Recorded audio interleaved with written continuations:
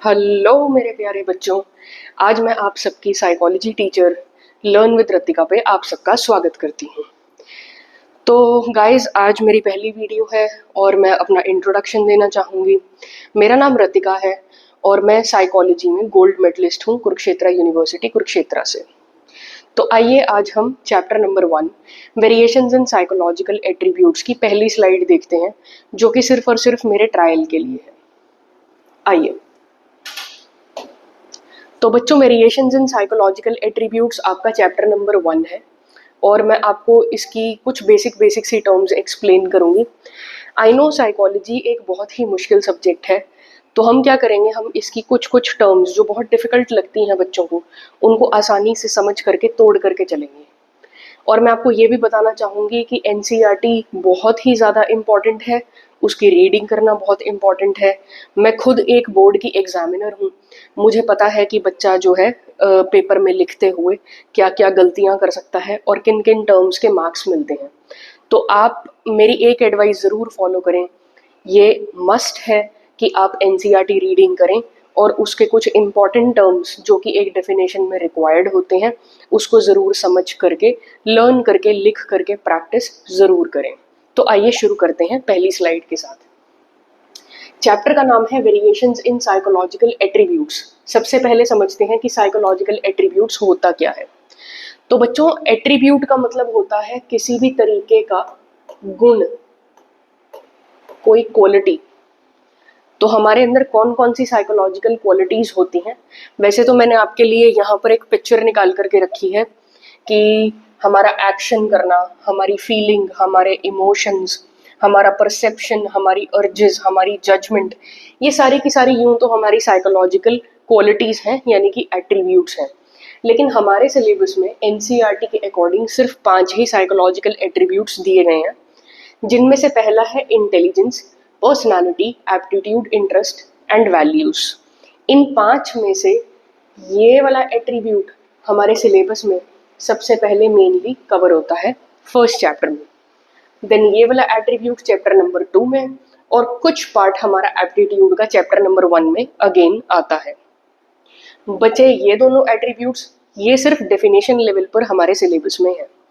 तो इन 5 एट्रीब्यूट्स को हम बहुत ही ज़्यादा डिटेल में स्टडी करने वाले हैं। तो देखिए, सबसे पहला टर्म आता है चैप्टर का इंडिविजुअल डिफरेंसेस। इंडिविजुअल डिफरेंसेस को आप इस पिक्चर से बहुत अच्छे से समझ पा रहे होंगे।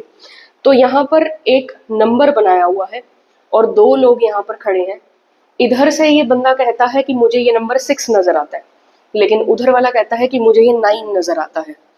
तो देखिए, इसी को हम कहते हैं इंडिविजुअल डिफरेंसेस। इंडिविजुअल डिफरेंसेस का मतलब होता है कि हर इंडिविजुअल के समझने की क्षमता जो होती है, कैपेसिटी होती है, वो अलग अलग होती है।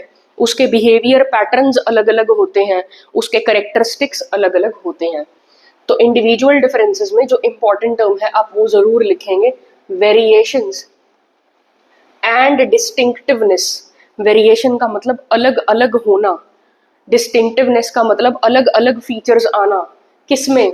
अमंग पीपल्स करेक्टरिस्टिक्स, लोगों के करेक्टरिस्टिक्स में और लोगों के बिहेवियर पैटर्न्स में। तो ये है हमारी इंडिविजुअल डिफरेंसेस की डेफिनेशन। इंडिविजुअल डिफरेंसेस पे काम करने वाले साइकोलॉजिस्ट नहीं, साइंटिस्ट हैं ये, फ्रांसिस गेल्टन। ये जानकर के एक बहुत ही इंटरेस्टिंग फैक्ट बताती हूँ आप लोगों को।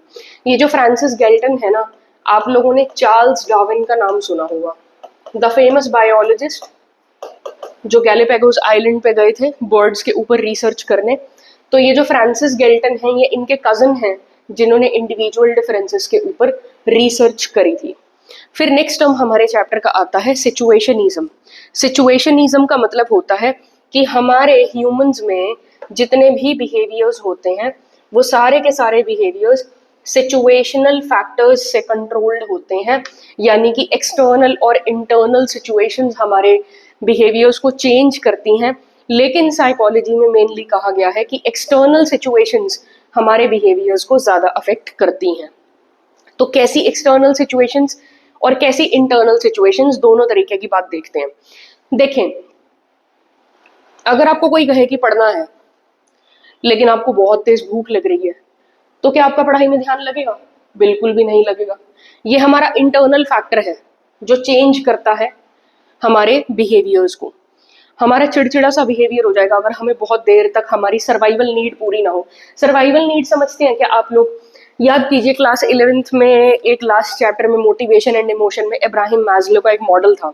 इब्राहिम मैस्लो के एक मॉडल में कुछ इस तरीके से एक पिरामिड बनाया हुआ था और यहाँ पर कुछ 5 तरीके की नीड्स थी, जिसमें से पहली नीचे वाली 3 हमारी सर्वाइवल नीड्स में आती थी और जो सबसे पहली नीड थी उसमें वो बायोलॉजिकल या फिर फिजियोलॉजिकल नीड थी।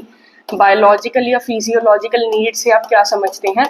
यानी कि हमारी भूख, हमारी प्यास, ये सब हमारी फिजियोलॉजिकल नीड्स हैं। तो आप बताएं, अगर अंदर से आपको बहुत ही ज़्यादा भूख लग रखी है, बहुत ज़्यादा प्यास लग रखी है, आप बिल्कुल तरस गए हो खाने के लिए, तो क्या आपका मन करेगा कि आप बैठ करके पढ़ाई करो? बिल्कुल भी नहीं। तो हमारे जो बिहेवियर पैटर्न्स होते हैं वो बहुत ही ज़्यादा डिपेंडेंट होते हैं हमारे इंटरनल एक्सटर्नल सिचुएशन से। अब एक्सटर्नल सिचुएशंस की बात करते हैं। अच्छा बताइए, जिस तरीके का बिहेवियर आपका अपने दोस्तों के बीच रहता है और जिस तरीके का बिहेवियर आपका आपके पेरेंट्स के साथ रहता है और जिस तरीके का बिहेवियर आपका आपके टीचर्स के साथ रहता है, क्या ये तीनों बिहेवियर्स एक ही हैं? नहीं है ना। तो ये तीनों बिहेवियर्स अलग अलग हैं। तो यहाँ पर जब एक्सटर्नली कोई इंसान बदल गया हमारे साथ, यानी कि एक जगह पर आप देखेंगे, एक जगह पर आपके फ्रेंड्स हैं, दूसरी जगह पर आपके घर वाले हैं और तीसरी जगह पर आपके टीचर्स हैं, तो तीनों जगह पर एक्सटर्नली लोगों के बदलने से आपका बिहेवियर पैटर्न बदलता जा रहा है। तो ये कहता है सिचुएशनिज्म की all behaviours are controlled by situational factors, specially external factors. Thank you.